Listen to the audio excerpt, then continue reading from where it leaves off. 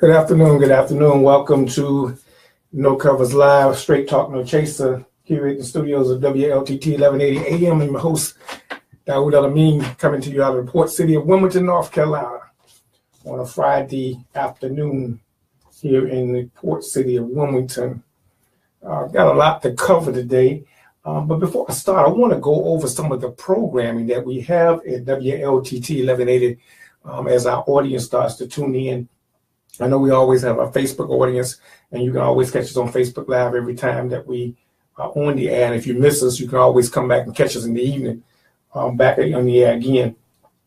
But I wanted to share with you today some of the programming that we have, because a lot of times we tune in to one show and we miss the other shows. I want to highlight some of the things that we've done here at WLTT 1180.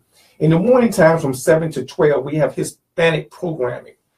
So if you have some Hispanic friends, let them know that the station from 7 a.m. to 12 p.m. is solely Hispanic programming. I've been tuning in and loving some of the music that I'm hearing coming out, and some of the programming in the conversation as well. We have the Patty Show that comes on at 12:30 to 12 o'clock to 12:30 on Monday, Wednesdays, and Fridays. That's on both stations, both 1180 a.m. and 1490 a.m. Political Pulse with Dr. Tony. That's a good show to catch sometime. I love Dr. Tony's insight and his fair-mindedness of approach. 12 p.m. to 1:30 p.m. on Tuesdays and Thursdays. And, of course, No Covers with myself, Dawood Alameen, Straight Talk, No Chaser, at 12:30 and 1:30, Monday, Wednesdays, and Fridays. You can catch me on Monday, Wednesdays, and Fridays, and you also get me on Facebook Live. We have the Rowe Show, the Sports Connection with Jack Rowe. That comes on from 1:30 to 2:30, 5 days a week. That's Monday through Friday. So you sports fans, tune in, WLTT 1180, or go to 1180WLTT.com. You can also catch us there. Success with Dr. Herbert Harris. And Dr. Herbert Harris has a great book on success. That's 2:30 to 3:30 p.m. That's on Tuesdays only. So you got to catch Dr. Herbert in the office. He don't talk much, but when he talks, he give it to you straight. From the Heart. That comes on from 2:30 to 3:30. That's on Thursday only also. That's with my good friend, Mike Evans. And Common Ground, every day with Harvard, Common Down Progressive Coalition. That's on Monday, Wednesdays, and Fridays from 3 to 4. And every day, Monday through Friday, you can also catch the legendary Harvard Jennings and Derek Anderson on Let's Talk. That's from 4 p.m. to 6 p.m. here at WLTT 1180 a.m. Getting into today's show, I want to first start off. I'm going to go somewhere and come back somewhere, because I got a lot to cover and a short time to cover it in. I'll be here until 1:30. But I want to first start off with South Africa, because I promised my audience I will stay tuned and stay on contract and stay on my outline and not get thrown off. But I'm going to get thrown off a little bit today because of the comments I've already seen on Facebook this morning. We're celebrating for for those of you who have tuned in and No Covers for the first time. I always shout out to my Little Guys Academy, the homeschool network here in Wilmington, North Carolina. That's a network of homeschool students that are constantly in. I think this is their lunchtime. They usually will come in sometime today. And so I always give them their homework assignment for the day. So their homework assignment or history lesson, we call it Can't Stop, Won't Stop, is about Donald Woods. That is our story for the day, the story of Donald Woods. And for you all that don't know, Donald Woods was born in 1934, and he was a white South African journalist. He was a fifth-generation South African prodigy, I would say. And when I say a fifth-generation South African, because I want to make that clear. Donald Woods grew up in an apartheid South Africa. He was a fifth generation. So he grew up with a very, I would say, racist mindset. He inherited that from his 5 generations of Afrikaners that had apartheid-like racist mindset. So he had that mindset growing up.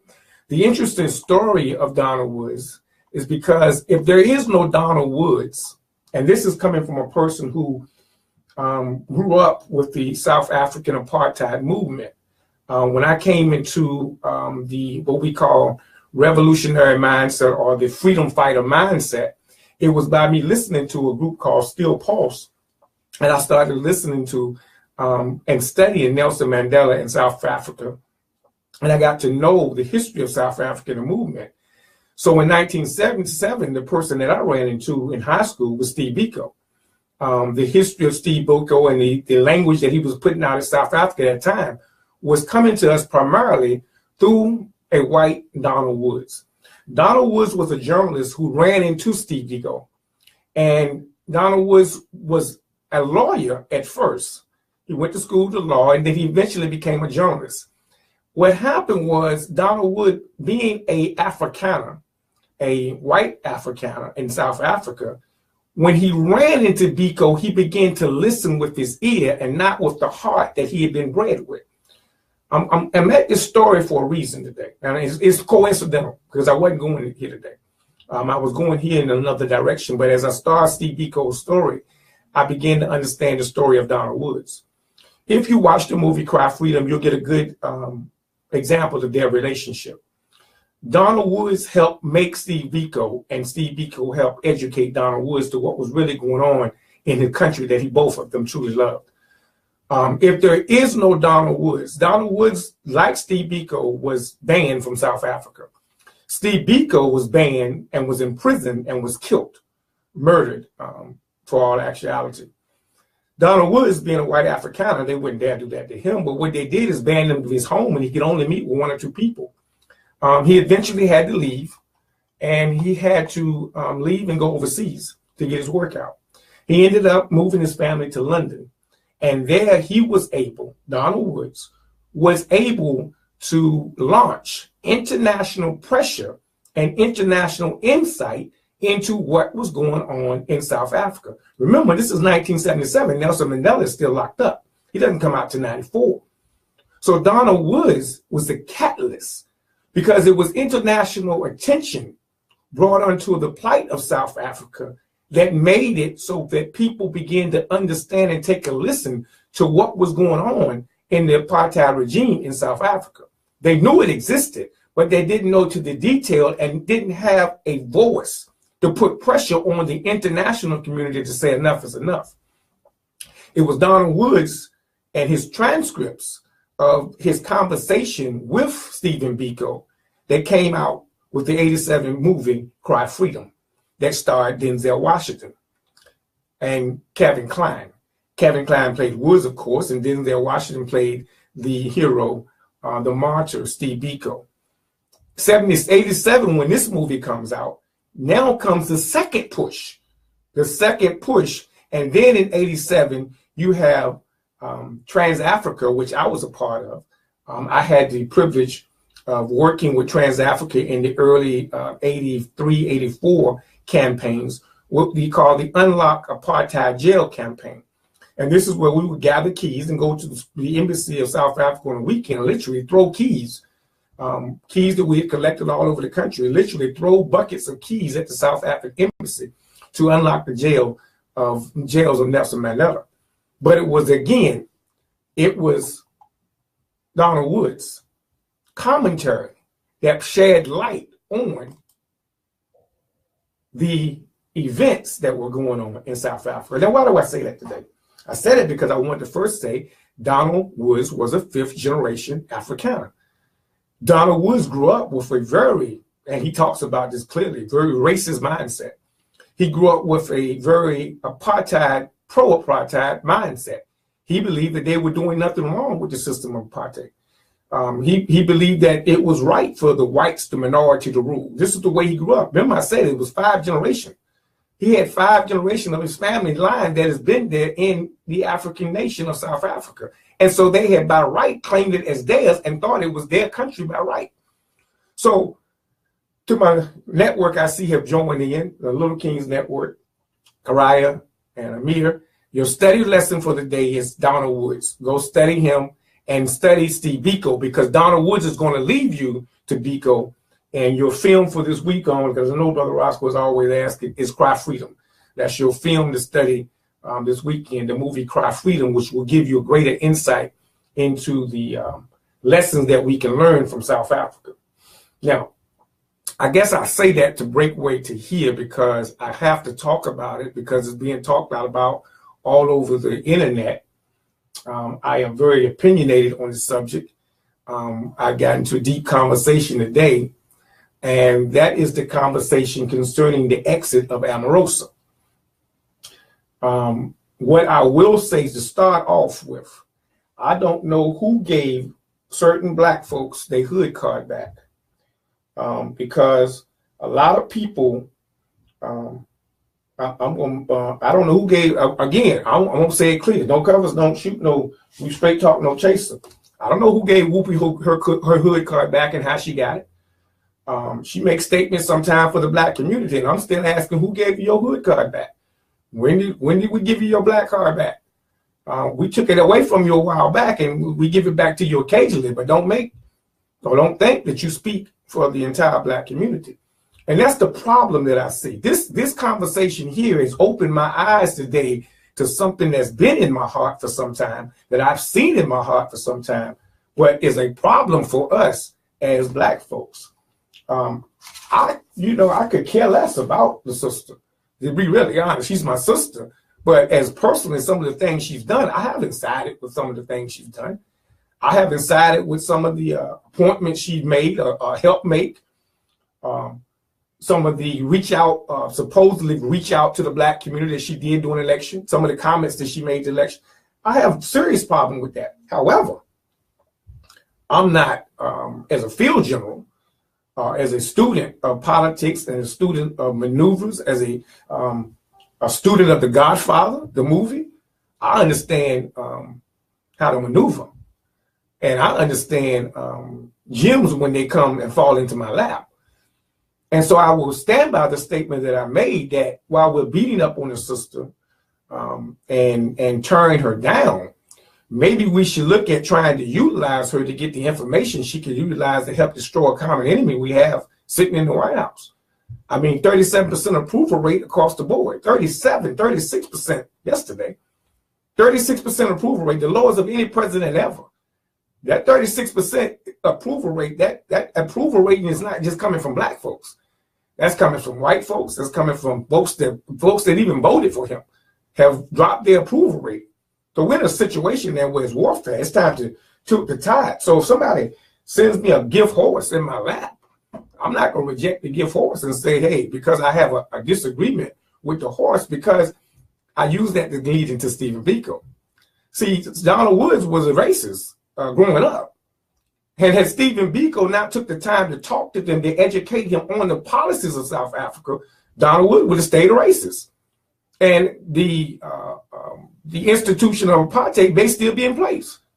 Because, like I said, it was this international pressure that brought the eyes of the world to a situation. And Nelson Mandela would have rotted in jail had the international pressure that not come. So here was a man that grew up, in his own comments, Donald Woods, grew up a racist, grew up as a separatist. He grew up thinking that the system that they had in place in South Africa was correct. It wasn't until he grew, it wasn't until he got to see for himself, it wasn't until his own eyes gravitated to a different opinion, his own ears heard a different opinion, that he moved in a different direction. I have learned to not be so judgmental of people because they don't agree with the way I agree. Because in the past, I have said some things that people would say he's a racist. If they took it out of the context in which I said it, or even in the context of which I said it, that's what they would say. There are some people to this day that still may feel that very way. But I have to learn to understand that people only know what they see on the surface. You don't know the individual. So we're so quick to tear each other down. I have learned that some of the people who are actually tearing each other down are the very people who were on the same cross just yesterday. Yes.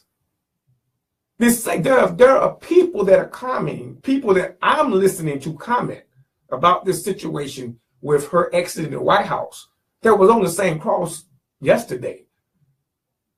A month ago, a year ago, 5 years ago, 10 years ago, they were wearing the same, I would call it what we say, Uncle Tom t-shirts. Yes. It was just, Gwendolyn knows exactly what I'm talking about. She texted back this morning, and I knew I caught your wink, sister. She knew exactly what I'm talking about. So as we play warfare, as we study, as we maneuver and be wise, you may argue, well, maybe she's got a telltale book that she's just trying to make her money. So be it. I mean, so what? Maybe in it she's going to tell us some things that we need to know. Yeah, maybe she can give a. She may have some keys to the tower. She may have some accusations that might be legit. Yeah. Wait. Don't be so quick to get back at someone because you've been mad. See, a lot of us I'm gonna say this, and a lot of you might understand what I'm going to go to. A lot of this pro-black that I'm seeing is not pro-black, it's anti-Trump. Make it clear now. A lot of this pro-black that I'm beginning to see it ain't pro-black because you're not pro-black on certain issues. You're just anti-Trump. Anti-Trump don't mean you pro-black. So you all that now think you have the whole card to criticize the black community or discuss things in the black community, and you just came to this fight yesterday because of Trump, you anti-Trump. It's no different. What I'm hearing today with her is no different that I see the football players run when Kirk calls them SOB. But when my man Colin was sitting there on the sidelines doing his thing, we wasn't doing anything. Those brothers wasn't raising their fists up. They was looking at Colin saying, you fool, we trying to get paid. That's what they was doing. It was about 4 or 5 brothers that last year, not this year, that last year was actually going out and sitting down with Colin and standing behind Colin and saying, yeah, we with you, brother, solidarity. It was about 1 or 2 on each team. It was 1 or 2. But all of a sudden, the president of the United States said SOB. He says SOB, and all of a sudden, now everybody wants to jump on the bandwagon. Well, you're not being pro-black. You're being anti-Trump. You're being anti the president. You're being just mad because somebody called you a name. We've been calling names for 400 years. You didn't get upset then? So now, all of a sudden, he makes a statement that you jump on the bandwagon. That's not being pro-black. I'm sorry, that's being anti-Trump. So all this bandwagon jumping I'm hearing this morning about Omarosa, well, we knew who she was stood anyway when she did Apprentice. She'd been in Trump there for 14 years. We knew where she stood. That wasn't nothing new. But all of a sudden, when she gets kicked out, oh, you want to beat her to the curb because now we going, boom, boom, we pro-black. See? You want to come back home. She's not coming back to some of y'all homes because you was never home either. You were never in the house either. You haven't put 25, 30 years of blood, sweat, and tears. Your children haven't sacrificed with this movement. We're struggling to make sure your people eat, live, take care of, that the children are getting educated properly, that the hood is represented the correct way. Many of these people out here talking ain't been in the streets, ain't been down on the block with the brothers. Matter of fact, many of them here talking right by the brothers today still. You're not talking about you're not dealing with the issues of mass incarceration. Many of the folks beating up the sisters, they not. What's this Robin on Good Morning America? When have you talked anything pro-black on Good Morning America? When? All of a sudden, now you gonna bye, Felicia. Okay, you got your punchline in. You got your one line in. But when have any of these people? I watch The View. I watch Whoopi. Sometimes I have to cry. But when have you stood on the real issues that's facing as mass incarceration? When have you discussed the difference between opiate and crack, and how the opiate is now getting the money and the cracks are not? Yeah. No. When have you actually stood up? Is what I'm asking for those ones that now want to jump and utilize a position to beat down a sister. She's still a sister. I believe, here is my theory, and I could be wrong, and I'm gonna talk about this in the second half. But see, when I look at someone makes a change, I try to give them the benefit of the doubt. Now, I've watched and studied Sister Omarosa for over 5 years. I watched her when Trump first started talking about running. And I knew she would be in his cabinet. But I also watched her relationships. And I watched the men she associated herself with. And that's why I said in my post today, you'd be good to go study her husband. Go YouTube a couple of his sermons. Go study his church down there in Florida. She's the first lady of the church now. I think a lot of this has to do with his relationship and his being on her mind, because she is a very good, honest Christian woman. I do know that about her. And I do know he's a God-fearing man. I've watched him preach several times. I don't just judge a person. I go listen to him. He's what I call I don't deal with preachers. I deal with theologians. He's a theologian. He's a very good theologian. And I think his context, believe that, he's a staunch Democrat as well. And I believe she looked at the divided house and had to make a call. Number one, I saw that coming probably about a year ago.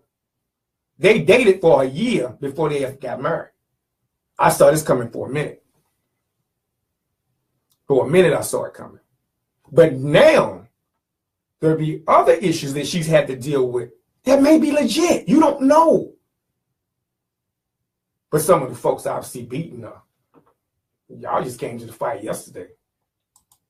You just got your hood card back about 2 months ago. So don't separate anti-Trump from pro-black. If you anti-Trump, just say you're anti-Trump. But don't be anti-Trump and now you're speaking for all black folks. Because there's a lot of issues on that's pro-black that you run away from. You may beat her up. But let me mention some names. Let me talk about Kwame Ture. You just started wearing Malcolm stickers last year. And Lord, don't let me say the Farrakhan word. You definitely run. Now, let's just be honest. There is some subject matter within the black community that a lot of anti-Trump folks won't deal with. And they run away from. And so what I realize is, I'm going to talk about the second half, come back with me if you would. I realize that what I've come to realize is, you're not getting 40 million people to agree ever. You're not getting 45 million to agree ever. What we're waiting on is for all black folks to agree before we make a move. We're not all going to agree. We can't even agree on Michael. We can't even agree on LeBron versus Kobe. We can't. We waiting. We think everybody got to fit in this one bucket and agree. My thought process. I had that thought process at one time. I'll be honest. There was one time that I believed that all of us just need to get up and we got to go. We got to separate. We got to leave and do something. If you ain't with us, you run. I had that thought process. I had that narrow-minded thought process at one time. I did. I have to be honest. I learned to grow. Just because I disagree with a person, I don't agree with that person, don't mean I have to dislike that person. That's their opinion. But what we're waiting on, we're sitting at this I talked about yesterday. We have no platform or plan. Here we are sitting here with a situation in Alabama we can't even capitalize on because we don't have a platform. Why? Because we can't agree on the platform. The Black Lives Matter movement came up with a platform. We still haven't agreed on it yet. We can never agree on what platform is best to agree on. So what happens? We get stuck in the mud. So what happens? We get a new person that just got into Alabama. He's got 16 people, as I said yesterday, knocking on his door, all saying they represent the black agenda. And each one of them's got 16 different versions. And the version that's in their top item is what they want. what's good in it for them. That's how we're operating, y'all. Gotta go pay some bills. I'll be right back on the second half of the hour.